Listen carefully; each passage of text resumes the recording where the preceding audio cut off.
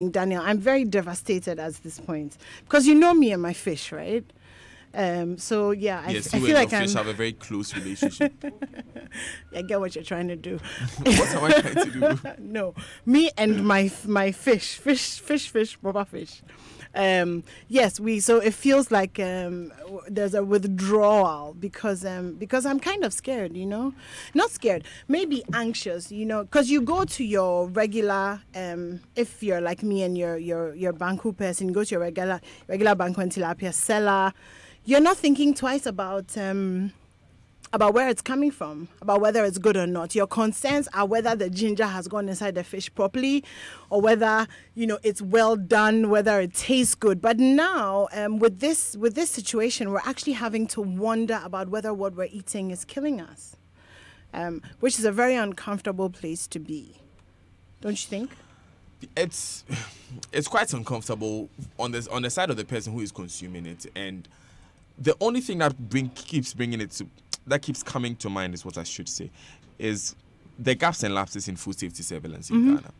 Because really, like I was saying earlier, there's a market surveillance team that is supposed to be even detecting these things. So when, for instance, the company found that the fish is dead, at what point did they decide to bury it? Yes. Who did they consult with when they went ahead with the burying? I mean, and it why should did have they been decide instant, on shouldn't burying it? in the first place? Yes. No, so you see, the disposal was done. Okay. The problem that came up was the mode of disposal, because it was put in a place where people could easily access and carry fish from there. So then it actually wasn't properly disposed. That's because the when you point. properly dispose something, then you're cutting off accessibility. But That's it was the still point. accessible, That's and there the were still point. people going to get the fish, and we don't know what they've done with the fish. And we're not trying to cause a nationwide panic or cause problems for people who are selling fish, but it is a bit of a precarious situation. Yeah. So isn't I it? mean, what are the protocols that we should go through if I produce food, if I bake bread, or I make pizza,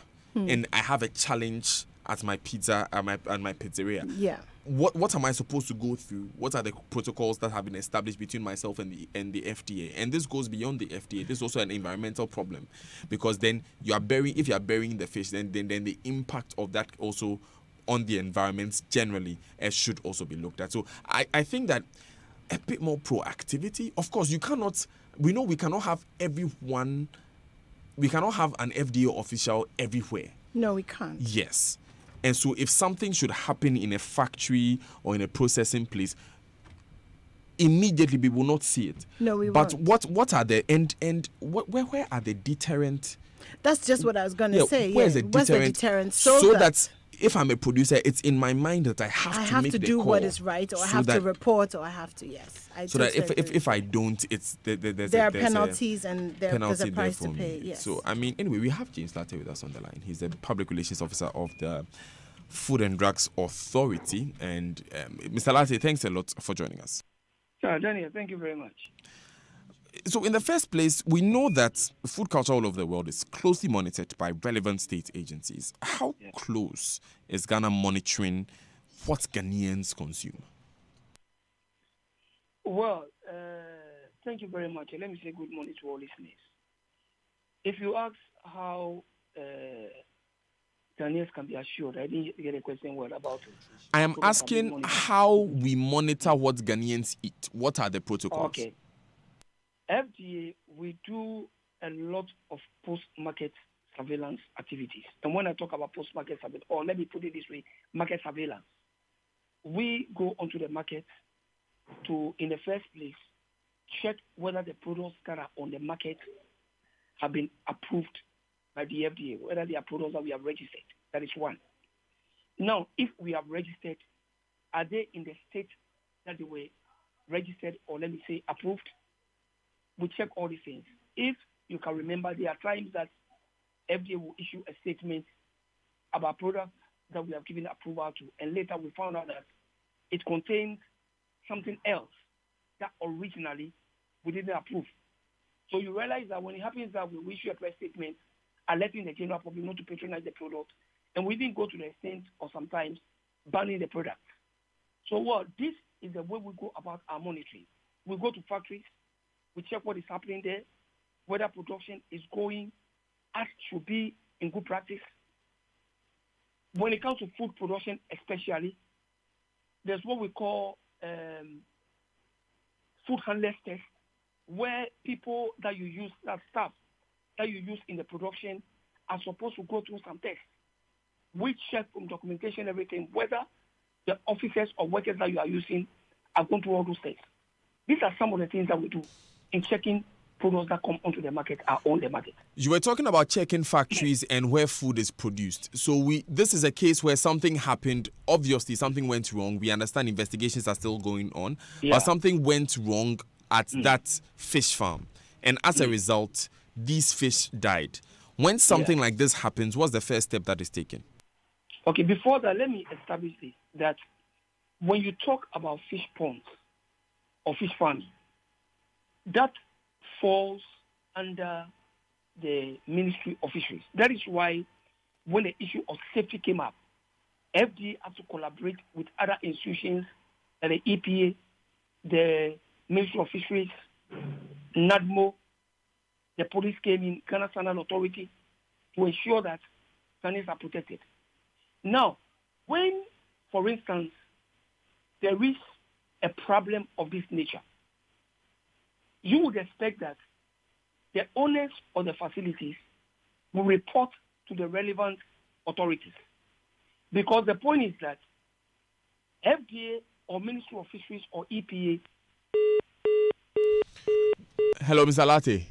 Unfortunately, we lost Mr. Latte there on the line. He was telling us, first of all, what the normal protocols are when we are monitoring the food that is eating. He talked about how there's a very heavy post-market surveillance team which goes through the market, looks at products, inspects them. And then he was talking about how factories are also supervised. Now, we got to an interesting point where he was mentioning how, yes, in the first place, the Ministry of Fisheries and Aquaculture Development has direct oversight over all fish farming activities, but of course, because it's a food processing factory or food processing business, the FDA also has oversight on it. He was talking about how the owners of the facility are expected to report this incident and any incident of this kind to the authorities. We'll raise James Latte on the line again to continue with the conversation. But anyway, very interesting points that were raised there. It comes back to the point I was talking about deterrence, because a deterrent being established. Because if I am the one supposed to call and I know that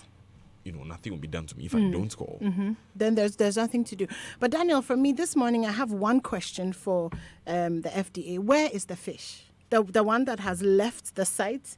Where is it? Are they going to be able to trace it? Are they going to be able to investigate and find out where it went, the pathways? Has it been sold? Is it out there? I think that is kind of, for now, the short term. That's the impending problem that we're dealing with, because it is out there, right? Well, we are being told that it's not, but it's good that we establish that firmly. Mr. Latte, good morning again. Yes, thank you very much. Yes, we lost you for a moment. You were talking about how earlier you were talking about how these persons were supposed to inform you. Yes. So did they? Well, information we received was that they informed the Ministry of Fisheries. That was the information we received. So Ministry of Fisheries went in and picked samples of both the fish and then the water, that is where the water that the fishes were in, and took to the Ghana Standard Authority, which we are all waiting for results. Then maybe the next line of action will be taken. So, Mr. Latte, where is the fish now? When you ask where is the fish now, are you talking about the live fishes or the dead fishes? The 18,000 tons of dead fish. Well, information we received indicated that they've been buried, that is disposed of. And our officers were at the site. And they confirmed that when they were there, they saw the process. According to our officer that reported gave us the information, she indicated that EPA has released a chemical which the people put on the fish before burying it. This is the information that we received. Did we ensure that it is all the 18,000 tons that was buried? Well, Daniel, I cannot tell. Social media speculation which has not been confirmed yet, indicated that some of the products got onto the market. But that we have not confirmed. So whether all the 18,000 tons were buried, I cannot tell. Because the point is that the process started before the FDA got there. Was access to the sites restricted after the burial? Yes, it was. It was. No, are you talking about the site of the disposal? Yes. I'm not sure. What I was told was that police were there to guard the place. But for the site, the upper quarter site, I know the place was barricaded in a way. That's what I was told. Okay, so you've not been there yourself to no, check myself, I've not been there. So I report to my officers that were there. So your officials, the FDA, has been there to check if access to the sites is restricted? Yes. Okay, and they can confirm that it has? Yes, they told me that police were there during the distraction to ensure that people do not scavenge and get the things out of the site. That's what I was told. Okay, so what we understand is that the steps taken by authorities to mount checkpoints and secure the burial sites came late. They came a couple of days after the burial was done. Mm-hmm. Good. So now that we know that people had access to the sites before these checkpoints were set up and all of that, what are we doing to ensure that the fish didn't end up in the market?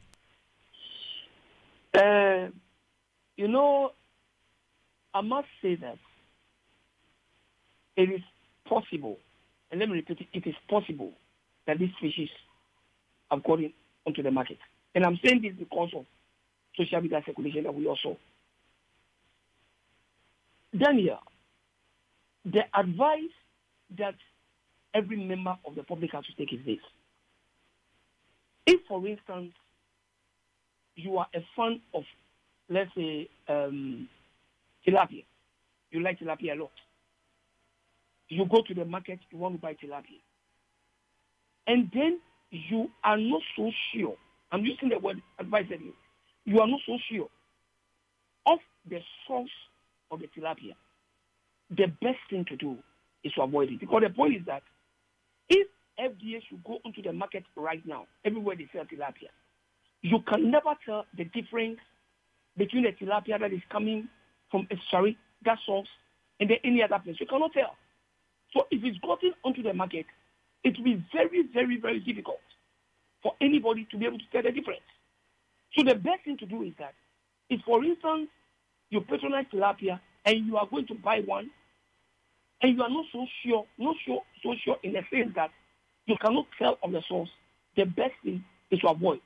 But, Mr. Lartey, okay, unfortunately, we lost Mr. Lartey again. We'll be going back on the phone lines. Anyway, if you're going to buy fish right now from Malata Market, how can you ensure? Like my tilapia lady, I'm like, so where did this fish come from? And she'll say, oh, I bought it from Malata. So then you go to Malata and say, oh, I bought it from Agbebloshi. Then you go to Agbebloshi. Oh, where did it come from? Oh, my guy brought it to me. He's been bringing me fish for the past 5 years. How exactly are you going to trace exactly where the fish is from?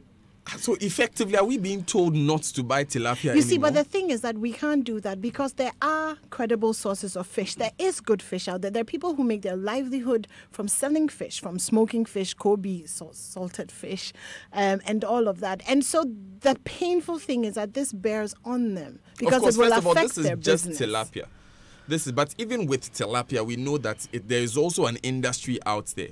I mean, it goes right down the value chain from those who farm the fish itself to those who do banku and tilapia. But he also said that the EPA put something on the fish before it was buried. Do they want to tell us about it so that maybe we can tell in the tasting if it's going to come across, if it's going to look different, so that even for those who sell it, when they're buying it, they can identify and perhaps pass on some sort of reassurance?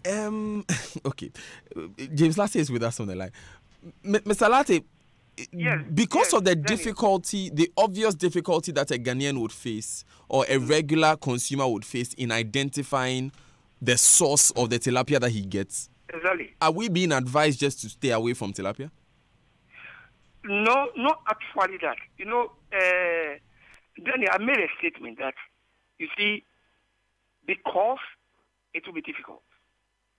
If, for instance, you don't know the source. Assuming maybe I buy tilapia from maybe shop A. That's why I've been buying tilapia.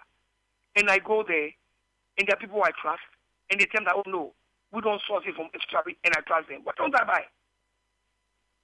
Once I know that the people can be trusted, that is why I'm saying that if you are not so sure about it, the best thing is to avoid. That is not to say that we should stay away from tilapia. No. Mr. Lartey, beyond Ghanaians being careful, what's the market surveillance team of the FDA doing to identify the sources, to trace where this fish got to, and try and get it off the market? Daniel, this is going to be very difficult to do. Because if, for instance, let's say this fish has been buried and let's assume people had come for it and they distributed it, there is no way you can do a market surveillance to find out that this product A or product B has gotten to this site or that site. Unless, of course, maybe the video showed faces and you go looking for the people and arrest them and ask them where you had it from. Unless that. But otherwise, it will be a very difficult thing to tell. Have you watched the videos yourself, Mr. Lartey? Bernard, sorry, Daniel, come again. I was asking if you've watched the videos yourself. I did. I just saw some of the pictures. Yes. Okay. We know that in some of these cases, the states can buy off the product entirely from the market. The current stock, the states can buy it off for the sake of safety, so that we know that there is nothing like that good and bad product on the market and move forward from there. Sorry, say it again. Sorry. The option of state buy-offs are available, and this is something that is applied in other places, so that the states can sometimes buy off a certain product, so that if there are contaminated products in there, we don't use them.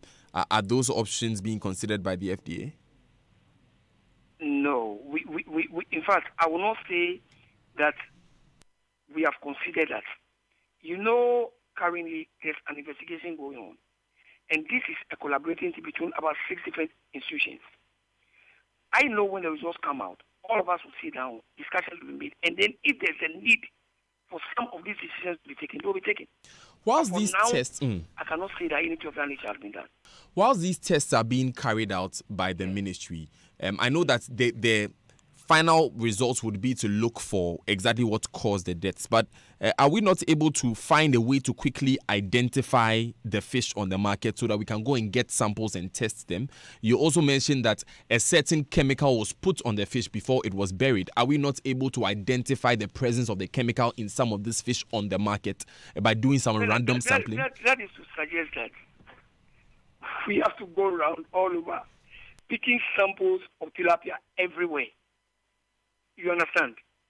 I think we should wait for it also come out. You see, the results will narrow maybe the investigation in a sense that it will lead us towards a certain path.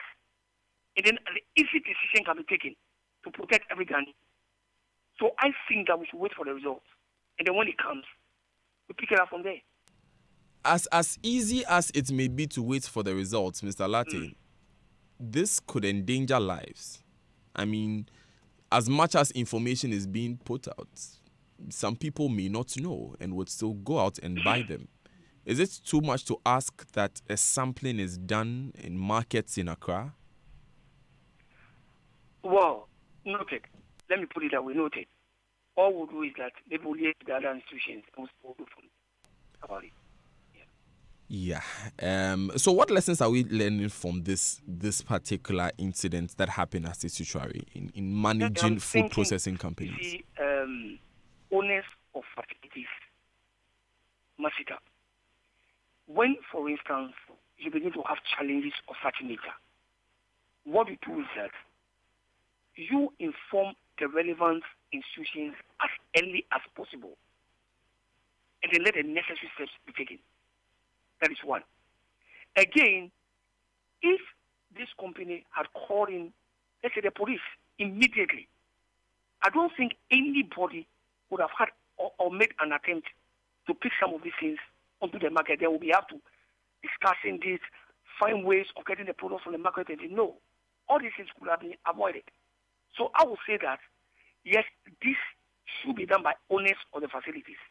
Again, we as regulators, we must continue to have constant visits to such facilities to know what is happening. And the way for this, what I'll say. Has this company been fined, Mr. Lartey? Have they been penalized in any way? That I cannot tell now. I don't think so. You know, our concern now is to ensure the protection of the public. Maybe later, after the result is out and the decision is taken, this may come in. But for now, I don't think it is that later I'll be done. You see, Mr. Lartey, I was asking because when you mentioned that company owners must quickly inform the officials or the state regulators before when things like this happen, we were having this conversation earlier about how there must be a sufficient deterrent so that if we know that this person has been punished or penalized in a certain way, people are motivated to report to the authorities. But I agree. Yeah. I agree with you, Daniel. If everything finishes, I'm talking about the investigation, everything is ended, we sit down together, action will be taken, and if there's a need for such an action to be taken, it will be taken. You know, there are some times that you realize that maybe after investigation you notice that maybe the company did what it ought to do, in quotes. But if, for instance, we notice that something untoward happened that needs maybe a punitive measure to follow, why not? It will be taken. We'll do that. Do we have a deadline for the conclusion of these investigations? We know that, of course, with the scientific process of this nature, we may not know. But then, do we have an idea? Decided after the result is out, which I cannot tell when it's going to be out. James Lartey, thank you very much for joining us this morning. Thank you very much, Vienna. Food and Drugs Authority Public Relations Officer James Lartey. So currently what is happening in Imwa is that the fish is being tested by the Ministry of Food, Fisheries and Aquaculture. After those tests are concluded, then an easy way would be identified for us to go out there and get the fish off the market. Currently, the advice is that if you do not trust the source of the tilapia that you buy, don't buy it. I'm sorry. I'm sorry. Why are you laughing? I'm sorry because this. I'm sorry. I mean, to all due respect to Mr. Lartey, I mean this conversation is absolutely ridiculous. Everything that he's saying is hinging on, oh, we should wait for the results to come. Oh, we should wait. People should report when these kinds of things happen. But in the meantime, we won't find them possibly until after the results. So we need a couple of people to die from ingesting this before we take it seriously whilst we're waiting for the results. I'm sorry, I did not understand what he said. He did not say anything at all that gave me any, faith or hope on any level, not as a consumer, not if I was selling tilapia. Because if I was selling tilapia, now I'm going to pay the price for something that somebody else has done. If I'm a fish eater, if let's say I'm on keto or something and that's all I'm eating, now I have a problem with buying fish because you're telling me that I need to find my source. How, one, am I supposed to find my source? How am I supposed to do that? Secondly, how do you say that people need to report these things when there's currently no fine? These people have brought this fish here. All of this has gone on. You bury the stuff. You don't put people around to watch it. People come and take the fish away. And then you tell all of us, the beautiful population of Ghanaians, that we should wait for some tests to be done so that you, the board that is overseeing our food and all of that, will then decide after this test seriously. Yeah. Meanwhile, when we're talking about deterrence, you remember when there was a company, I'm not going to mention their name because I think they've done a good job of rebranding and all of that. They were selling expired goods. Mm-hmm. They were repackaging their goods. They were fined 9,600 Ghana cedis for that. So when you're talking about deterrence, it's not a big thing. In 2011, 2,800 cartons of chicken was impounded. Is that the word? Yes. Was impounded. Yes. Last year, 4,500 cartons of unwholesome canned fish from Togo was also impounded. So we know that, yes, to some extent, they are doing their work. But this is such a large scale, and his answers are very, very unsatisfactory for me, and I'm sure that they're very unsatisfactory for a lot of people. So right now, Daniel, what do we do? Okay, so some inputs here from a listener. A penalty must be hinged on infractions or violations of an existing law or procedure To the extent that no such laws or procedures exist in the first place, the only remedy for the state agencies is to undertake a market cleanup at the Fujin farms. So the Fujin farms is where this happened. But I don't think that if you endanger the public in this fashion or in this nature, we just settle it at. But even what you were saying, Daniel, we're talking about random sampling. Go out there, see what is out there, see if at some level even you can pull back what may possibly be out there, even in that vicinity alone. You know what I mean? But when you say that, no, you're basically not going to do anything until the results have come out, then you're putting everyone at danger. You were not able to prevent, so therefore do you have to see the fullness of the consequence before you take action? That's what I don't understand. You know what? This conversation has beat me. When you say you weak me, you know what I'm saying? Because I couldn't really. First of all, I couldn't really understand. This is not understand. This is understand. This is an understand situation. It's not because people's lives are in danger, and I heard an expression being used. He said that it would be easy. It's very sad. It's very, very sad. I mean, if you think about it anymore, it's very sad. It's this fish that we eat, and I sitting here, I don't work at the FDA. I didn't do food science, but I can think of 3 different ways that because when you are doing a test, if you put a chemical on a fish, it means the chemical is in the fish. Already. So whether or not we know the what cause, is going on is that you know that there's a chemical in the fish. Yes. So go out there. Let's random look. Do you remember when Sudin 4 was found in palm oil? Do you remember? Yes, it was found by random sampling by the FDA. If they went to pick oil from the markets, Kumasi, Takoradi, Accra. They did test. They found that this one has Sudin 4. In that case, they were able to move progressively from there. There are women who live close to the area who picked fish. Have we gone to the communities? Did any of the women? Did any pick fish? Do they know what's going on? Who are those who sell fish in this vicinity? Where do you supply them to? Yes. I mean, it's not that difficult. That is like no. Look, I may make it seem simple. Sitting here, and I know it is more difficult than I make. I mean, no, but in relation to the consequences, yes, it's not that difficult. It's very difficult. We are not saying that it's an easy job, no, but that's why they are paid. I mean, you understand what I'm saying? We are not oversimplifying anybody's job here, but the truth is that compared to the people who may ingest something, because we don't even know what killed the fish. The fish were in the farm and they died on their own. So we don't know. Some people are saying that it was genetically modified fish or an organism that was in it that caused it to die. Some people are saying that it had something to do with what is imported. Or what have you. And at the point, we don't know. It could be anything. They could have, excuse my language, I'm not being an alarmist, but they could have swallowed cyanide. It could be anything. It could be anything. Yeah. Within, of course, the confines of what happened at Fujin farms. You've closed the farms. Great idea. They tried burying the fish. Great idea. Now, people have the fish. And Mr. Latte says that. Mr. James Latte has come to say that he suspects some of the fish is on the market. But Daniel, I have a question for you. So we begin by giving advice. You see, this is the question I had about the FDA matter when we were doing the breast enlargement creams. They started by giving advice. Me, I don't understand. If a state agency will come and advise me, what should I do? No, why should you advise me? Work. You know what I'm saying anymore. It's not about giving advice to the public. I'm sorry, Mr. Latte, we are good friends and I like you a lot, but it's not really about giving advice. No. I mean, you're not Sarkodie.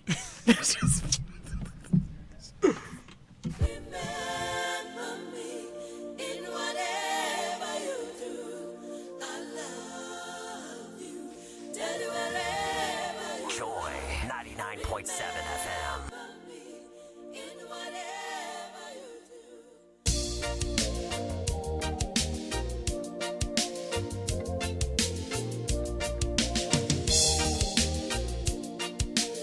Joy 99.7 FM.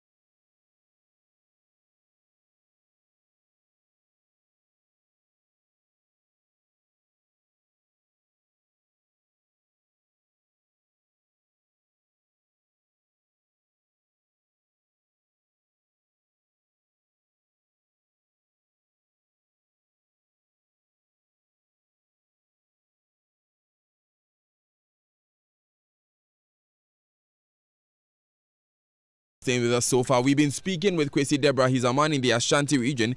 He is on KNUST campus currently. Kwesi literally had to move away into safety because he was at the demonstration by the KNUST students against brutality or alleged brutality by the security officials of the university. They were trying to stop a procession by students of University Hall Katanga in KNUST, which of course has been banned for years, as we know. But what happened was that some students were injured, some students were hospitalized as a result. Some students say they could not even remember some key facts about themselves after they were beaten by the security officials. So things have become a bit chaotic on KNUST campus. We are still following that issue and we're bringing you all the details as and when they come up. However, we'll take these important messages. We'll give you the opportunity to comment as well via phone call and via text and via tweet. Do that for us. When we come back from these messages. Stay with us. This is the Super Morning Show. It's a new day. I want you to first think big, not small. Think of how great we can be when we work together. Together, we can ensure that our hard work will provide a better future. Together, we can provide a foundation for you and your business to succeed, regardless of its size. Together, we can create opportunities for all. Bank with us today and let's journey forward together. Forward together. Cowbank, forward together. It's time to own a hotel-inspired apartment near Accra Mall and switch on your urban life with a cool price starting from 315,000 Ghana cedis. Yes, you heard me. Choose our market-leading studio, 1, 2, or 3-bedroom apartment from Oasis Park Condominium at Tetakwashi.